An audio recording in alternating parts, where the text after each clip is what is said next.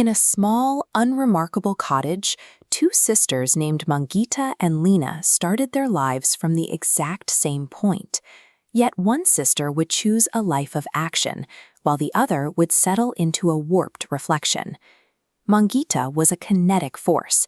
She spent her days in constant motion, pouring her energy into the family's fruit shop and taking on difficult physical labor to keep their lives moving forward. Larina, on the other hand, was entirely static. She preferred to sit motionless by the riverbank for hours, captivated by her own reflection, brushing her long hair and ignoring everything else around her. Put two people in the exact same environment, and they will still carve out entirely opposite paths. It all comes down to an internal choice between choosing to contribute to the world or choosing to consume it. One day, their father left on a long journey with no set return date. Instantly, the stabilizing authority in their home disappeared. Mangita stepped in to absorb the shock. She took on the entire burden of their survival, waking up early to sweep, wash the laundry, and prepare hot meals to keep the household running. With no one to enforce rules, Lina's behavior shifted from passive idleness to active sabotage. She began to purposefully dirty the freshly cleaned carpets and poured ice water into the hot soup Mangita had just cooked. The sisters' dynamic became a cycle of labor and erasure. Mangita's work provided the very stability that Larina used as a playground for her pranks, ensuring that every act of maintenance was met with a new act of disruption. Eventually, the outside world intervened. A sick, starving old woman wandered out of the forest, acting as a walking stress test for the sisters' moral frameworks. Larina encountered the woman first. When asked for food, Larina apathetically handed over a handful of bitter, unripe wild strawberries, leaving the woman in pain. Mangita found the collapsed woman shortly after.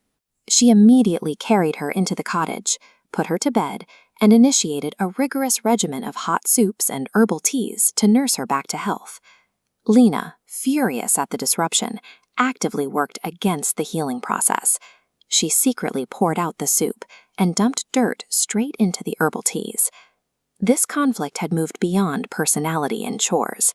Now the two sisters were competing over the literal survival of a third party, one trying to sustain life while the other worked to undermine it. Despite Larina's sabotage, the old woman eventually recovered. Before departing, she gave Mangita a handful of magical healing blueberries, explicitly instructing her to eat them if she ever fell ill. And that illness was coming. The cumulative weight of carrying the entire household's labor finally broke Mangita down, leaving her bedridden and drenched in sweat. When Mangita asked for the medicine, Larina committed her ultimate betrayal. She ate the life-saving blueberries herself, claiming the birds got them, and walked down to the river to brush her hair while her sister lay dying. Absolute selfishness operates exactly like a parasite. It takes and takes until it completely consumes the host it relies on, pushing the entire system over the edge of collapse. Down by the river, the old woman reappeared. When she asked where Mangita was, Larina lied, unknowingly exposing the true nature of the tests she had just failed. The old woman dropped her disguise, transforming into a radiant fairy. She was an impartial auditor and had seen enough to render a final verdict. The fairy executed precise justice. She weaponized Larina's vanity against her, striking her perfectly brushed hair. The long strands rapidly mutated into thick ivy vines that slammed into the ground, rooting her to the dirt while flies buzzed around her head. As the scale tips downward with Larina's consequence, an equal reaction occurs. The fairy fed Mangita a blueberry, curing her, and transmuted the cottage into a palace. The opposite side rises, balancing the equation.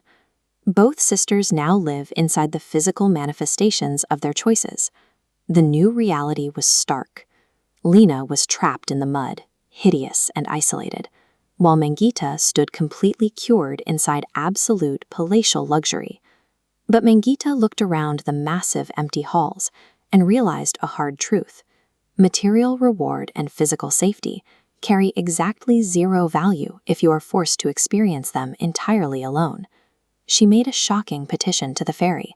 Mangita offered to willingly surrender her entire kingdom, asking only for her sister's freedom and offering complete forgiveness. By choosing the sister who had betrayed her over the palace she had earned, Mangita removed the transaction from the equation. She showed that for her, the relationship was worth more than the reward. The fairy complied.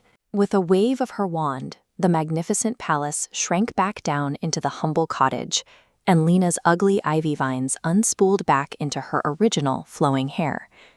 The reality of Mangita's sacrifice finally broke through Lena's narcissism. Seeing her sister abandon a kingdom just to bring her home changed how she viewed her own behavior. She hugged Mangita, apologizing and promising to change. For the first time, the two sisters found a stabilized dynamic, working and living together in genuine harmony. Lasting joy cannot be hoarded, cannot be manipulated, or granted by magic. It only materializes when it is shared through deep empathy and radical forgiveness.